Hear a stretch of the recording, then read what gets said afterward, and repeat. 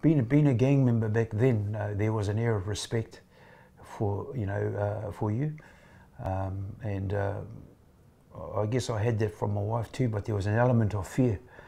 I thought it was mana, but it wasn't really. And when they feared me, I thought, oh well, I've got this mana thing going on, but it wasn't.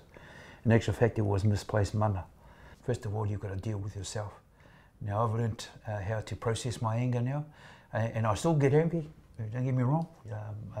We're entitled to a bad hair day now and again, and like laughing is an emotion, so is anger. But there is that thin line that you can cross over where you want to do bodily damage to another person.